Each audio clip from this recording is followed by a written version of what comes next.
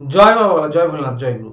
নমস্কার, অ্যাস্ট্রোবিয়াসে সকলকে স্বাগত জানাই। আশা করি সকলে ভালো আছেন। আজ আবার মান্থলি রাশিফল নিয়ে আলোচনা করব এবং আজকে আলোচনা করব অগাস্ট 2026 ধনু রাশির জাতক জাতিকাদের কেমন যেতে চলেছে সেই নিয়ে। শুরুতেই বলবো এই আলোচনা আপনাদের জীবনে 40 থেকে 50 ভাগ ফলিত হবে। কেউ দয়া করে ভাববেন না এটা 100% ফলিত হতে চলেছে।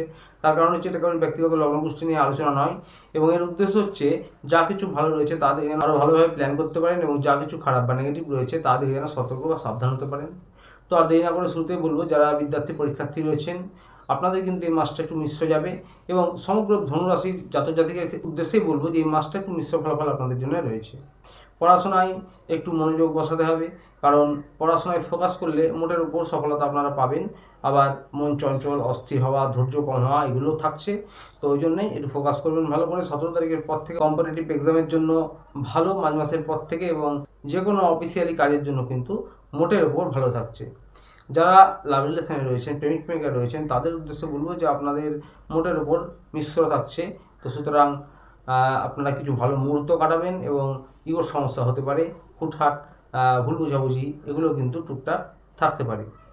তবে নতুন করে প্রেমে পড়ার সম্ভাবনা রয়েছে, নতুন করে সম্পর্কে যাওয়ার সম্ভাবনা রয়েছে ধনুরাশির এই মাসে। হাজব্যান্ড ওয়াইফের ক্ষেত্রে বলবো যে আপনাদেরও কিন্তু এই মাসটা শুরুর দিকে একটু বোঝাপড়া উন্নত করতে হবে, এবং আপনাদের যারা হাজব্যান্ড ওয়াইফ উভয় জব করেন বা চাকরি করেন তাদের জন্য বলবো যে নিজেদের বোঝাপড়া উন্নত করুন, ধৈর্য বজায় রাখতে হবে সম্পর্কের ক্ষেত্রে, এবং ভুল বুঝাবুঝি টুকটাক হওয়ার সম্ভাবনা রয়েছে। আপনাদেরও অর্থনৈতিক অবস্থা মোটামুটি ঠিক থাকবে। তবে হ্যাঁ, পার্টনারের স্বাস্থ্যের খেয়াল রাখতে হবে। আপনাদের পার্টনারের বা স্বামী, স্ত্রী এদের স্বাস্থ্যের খেয়াল রাখতে হবে। পরিবার নিয়ে বলবো যে যারা শ্বশুর শাশুড়ি রয়েছেন, বাবা মা রয়েছেন, তাদেরও কিন্তু এই মাসটা একটু স্বাস্থ্যের খেয়াল রাখতে হবে। পরিবারের বাকি সদস্যদের সঙ্গে কিছুটা সময় পারলে দিন, এবং তাদের সঙ্গে বোঝাপড়া উন্নত করুন। যারা ব্যবসায়ী রয়েছেন তাদের উদ্দেশ্যে বলবো নতুন কিছু বিনিয়োগ করার সুযোগ আসতে পারে, এবং আপনাদের কিন্তু ব্যবসায়িক ক্ষেত্রে এই মাসটা মোটের ওপর ঠিকঠাক যাবে, এবং কোনো আটকে থাকা অর্থ বা কোনো আটকে থাকা কাজ তাতে আপনারা সফলতা পেতে পারেন।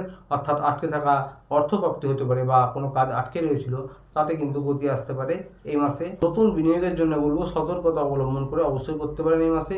যারা সরকারি বেসরকারি চাকরি করছেন তাদের উদ্দেশ্যে বলবো যে একটু কর্মক্ষেত্রে ধৈর্য বজায় রাখতে হবে, মুখের বাণী এবং ক্রোধের উপর নিয়ন্ত্রণ রাখতে হবে। আপনাদের কাজের চাপ বাড়বে, এবং আপনাদের কর্মদক্ষতাও বৃদ্ধি হবে এই মাসে। নতুন কিছু পদপ্রাপ্তি হতে পারে, নতুন কাজের দায়িত্ব আসতে পারে, নতুন কোনো সোর্স থেকে ইনকামের সুযোগ আসতে পারে।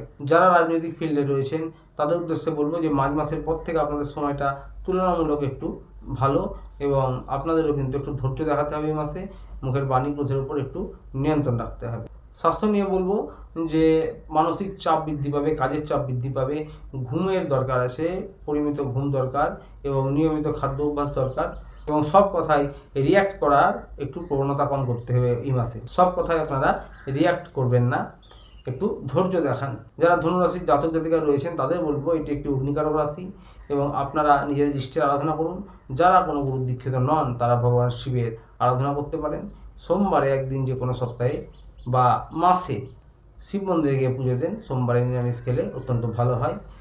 বাড়ির ছাদে উঠোনে পাখিদের কিছু খাবার খাওয়াতে পারেন, গলিতে কুকুরকে কিছু খাবার খাওয়াতে পারেন।